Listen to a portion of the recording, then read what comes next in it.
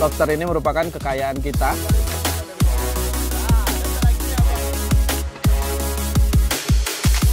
Asem banget anak negeri.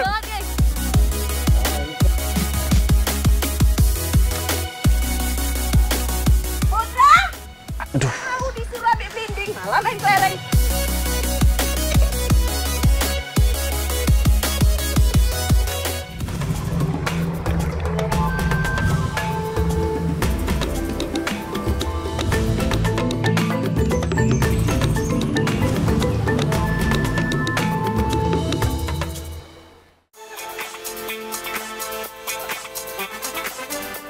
Indonesia memang termasuk negara kepulauan. Karena itulah, Indonesia memiliki hasil kekayaan alam yang melimpah. Salah satunya, kekayaan bahari atau hasil lautnya.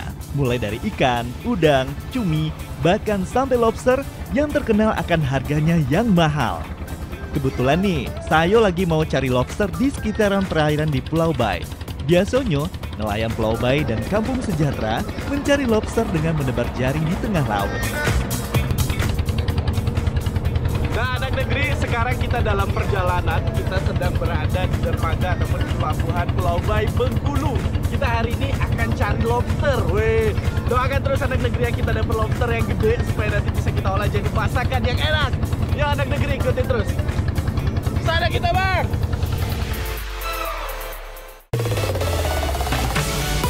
Nah, sekarang kita menuju lokasi tempat biasanya nelayan menangkap lobster.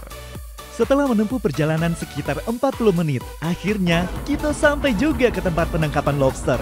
Langsung saja deh, saya bantuin Pak Acun untuk menyiapkan jaring untuk menangkap lobster. Jaring yang dipakai hampir sama dengan jaring untuk menangkap ikan. Terbuat dari benang nilon dan benang pancing yang memiliki lubang jaring berdiameter agak besar. Setelah jaringnya siap, baru deh kita sebar ke sekitaran perairan. Ketika perahu berjalan, maka jaring pukat ini akan diturunkan di titik-titik yang sudah ditentukan. Setelah jaring pukatnya tersebar dan pelampung dan pemberat jaring sudah dijatuhkan, jaringnya tidak langsung ditarik ya anak negeri. Diamkan selama kurang lebih 12 jam atau 1 hari.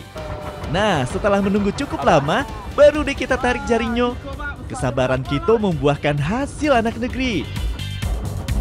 Tuh lihat, banyak kan lobster yang terjebak dalam jaring. Lobster yang didapat kebanyakan ukuran yang kecil sampai sedang.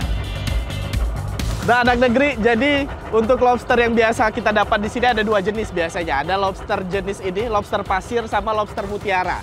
Nah, kalau lobster mutiara itu biasanya cirinya kayak mana, Pak?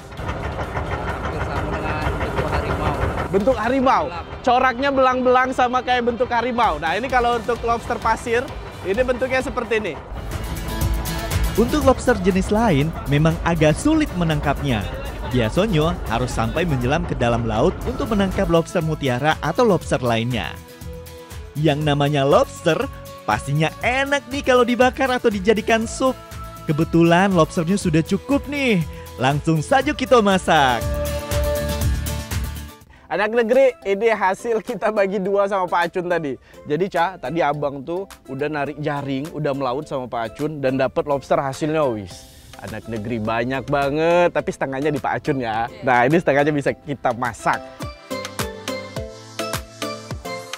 Lobster memang terkenal dengan makanan yang mewah. Wajar sih memang, karena harga lobster yang mahal dan mempunyai rasa yang enak tentunya. Sekarang, saya mau menggabungkan makanan mewah dengan sambal penghiau atau paria yang merupakan sambal khas Bengkulu. Anak negeri, Caca, nih kamu tahu nggak? Ini kalau untuk ngebersihin lobster, jadi ada bagian kotoran yang di dekat kepalanya yang harus dibuang. Dan juga ini saluran dari kotorannya, ini juga harus dibersihkan. Karena ini yang menimbulkan rasa pasir dan juga rasa kurang enak di bagian dari lobsternya. Caca, ini harus dibersihin nih, dibuang. Lobster yang sudah dibersihkan ini kita potong menjadi 2. Tujuannya agar bumbu olesnya dapat meresap ke dalam daging. Tapi kalau tidak dipotong juga bisa kok. Ada 2 bumbu yang harus kita buat. Satu untuk bumbu olesnya dan yang kedua untuk membuat sambal parianya. Untuk bumbu olesnya, bahannya cukup ketumbar dan jahe saja. Kedua bahan tadi kita ulek sampai halus. Setelah halus, baru kita campurkan dengan kecap manis, biar nanti rasanya makin segar. Tambahkan pula jeruk nipis atau jeruk limau, dan aduk semuanya hingga menjadi satu. Sekarang kita bikin sambal penghiaunya. Biar parianyo tidak terlalu pahit, kita buang bijinya. Daging parionyo kita potong kecil-kecil sesuai dengan selera kalian.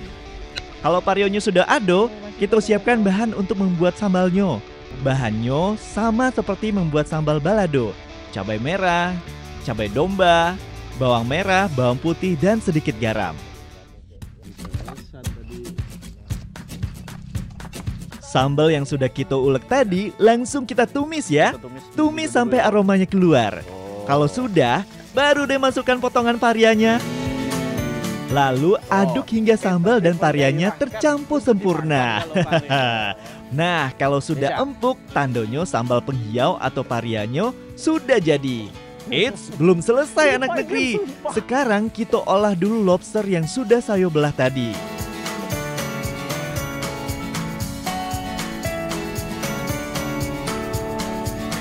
Buat ngapa ini lupa dibawa ini? Bakar yang benar. Lupa Bu, maaf Bu yo. Itu terlalu ini gosong tar. Ayo yo Bu.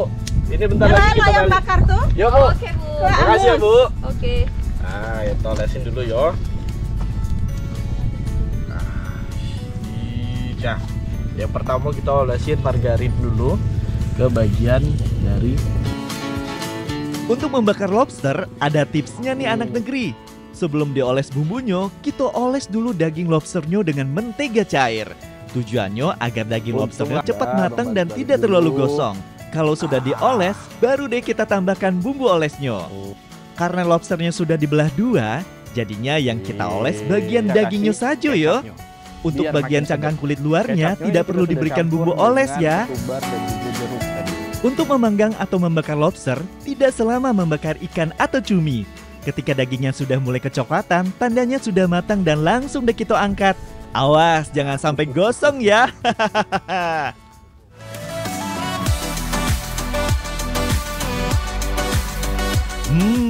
Lobster bakar sambal penghiaunya sudah jadi nih. Baru dilihat sudah menggugah selera banget ya anak negeri.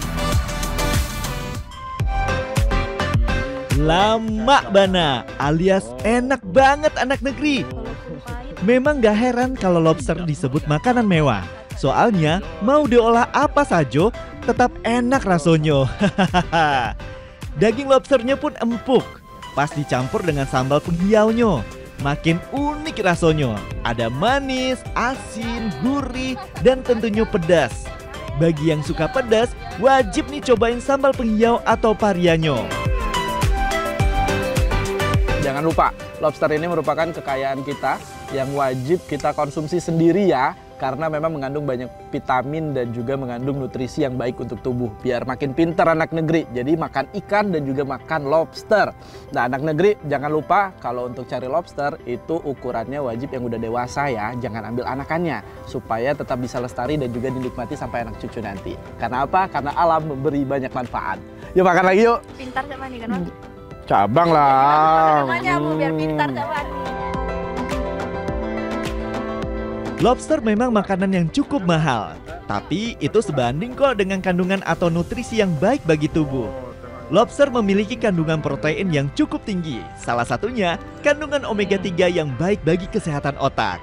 Selain itu, kandungan protein pada lobster dapat memelihara tulang agar tetap kuat dan sehat. Gimana, jadi pengen makan lobster kan?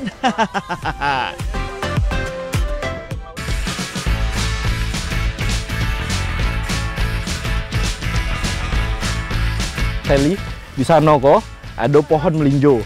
Di Bengkulu juga banyak tumbuh subur pohon melinjo. Bahkan nih, masyarakat Bengkulu sudah terbiasa mengolah melinjo menjadi berbagai macam makanan khas Bengkulu. Langsung saja kita cari pohon melinjonya. Nah, ada nih pohonnya. Kebetulan sudah ada buahnya juga. Tapi memang belum banyak sih. Melinjo termasuk tanaman yang mudah tumbuh, bahkan di lahan atau tanah yang kurang subur. Akan tetapi, melinjo dapat tumbuh subur di dataran yang tingginya tidak lebih dari 400 meter dari permukaan laut. yang kita ambil ini adalah buah melinjo. Dan biasanya dikenal kalau di daerah Jawa itu namanya buah tangkil. Nah, kalau di Jawa umumnya yang diolah itu hanya buahnya saja, yaitu bagian dalam dari buahnya. Tapi kalau di Bengkulu ini, kita nanti akan membuat masakan dengan olahan bukan hanya buahnya, tapi juga dengan daunnya. Gimana rasanya nanti kita coba yuk. Mana lagi yo? Bagian tanaman melinjo yang dapat dipanen yaitu biji, bunga, dan daun. Biji melinjo yang saya ambil ini biasanya dijadikan bahan baku emping. Kalian tengok ada dari bawah. Sedangkan bunga dan daunnya dijadikan sayur maupun tambahan gulai. Biji melinjo bisa dipanen saat sudah cukup umur, dengan ciri buahnya besar dan berwarna hijau atau merah.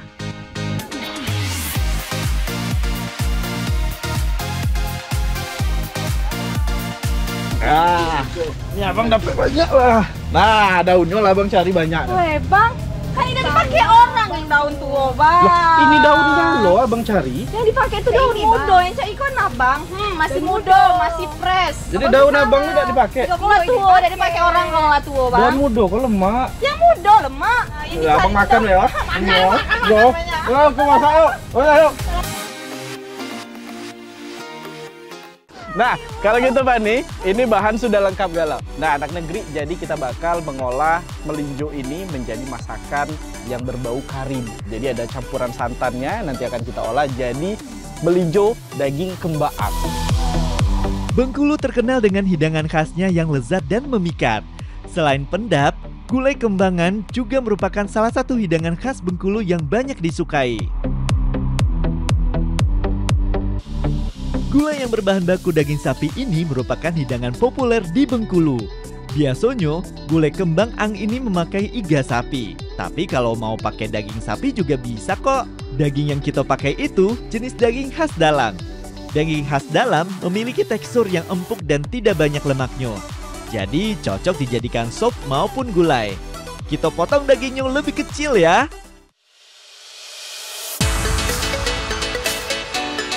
Melinjo yang dipakai bebas ya anak negeri, mau yang warna hijau atau merah sama saja. Namanya gulai, pastinya butuh santan kelapa ya. Kelapa tua yang sudah diparut, lalu diberi air secukupnya. Setelah itu, kita peras dan ambil santan kelapanya. Kalau kuahnya mau lebih gurih, bisa ditambah santan kelapanya lagi yo. Hampir lupa, kita belum buat bumbu dasarnya. Gulai kembang ang ini berbeda dengan gulai pada umumnya. Perbedaannya terletak pada bahan yang dihaluskan. Kalau gulai kembang ang ini tidak memakai cabai merah, tapi diganti dengan cabai rawit merah. Selain itu, gulai ini lebih banyak menggunakan kunyit. Jadi, nanti warna kuahnya lebih berwarna oranye cerah. Dan rasanya tidak terlalu pedas. Berapa nih? Oh, ini sudah dimasak Bu ya? Kami masak ya Bu Yuk, ya. kita masak tadi yuk.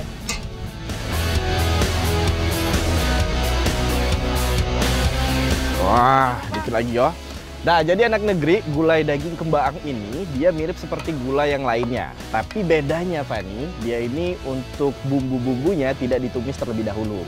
Jadi yang kita masuk pertama tadi santan yo, baru bumbunya kita masukkan. Dan ini ada campuran daun jeruknya dan juga ada daun salamnya, jadi nggak langu gitu.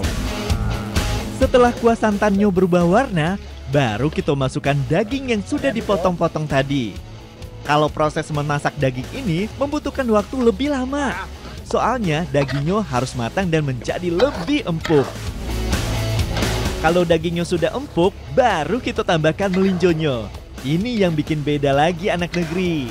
Selain memakai biji melinjo, gulai kembang ang ini juga memakai daun melinjo muda. Daun melinjo dimasukkan terakhir ya, tujuannya agar daunnya tidak mudah hancur ketika dimasak. Kalau kuahnya semakin sedikit, tandanya gulai kembang ang ini sudah matang dan siap untuk disantap. Duh, udah nggak sabar nih buat nyicip gulai kembang ang ini. Baru mencium aromanya saja, sudah bikin ngiler.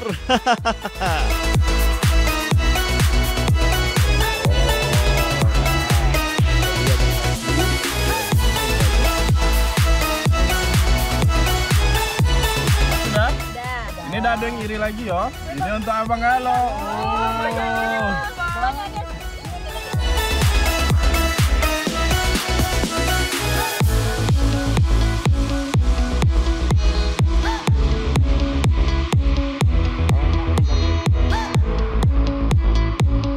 Jadi melinjo itu lebih bagus kalau dimakan itu tanpa dikupas kulit bagian luarnya. Karena kulit bagian luarnya ini banyak manfaatnya Pak nih.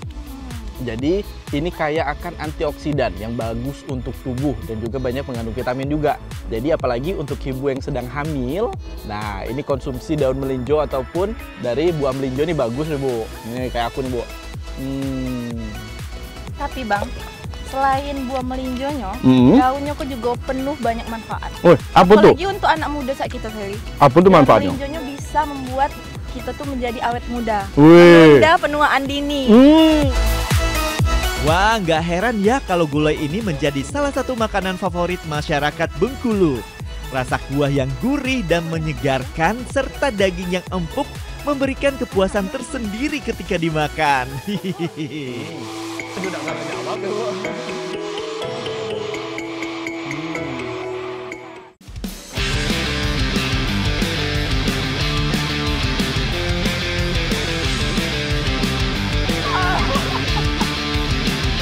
Asem banget anak negeri.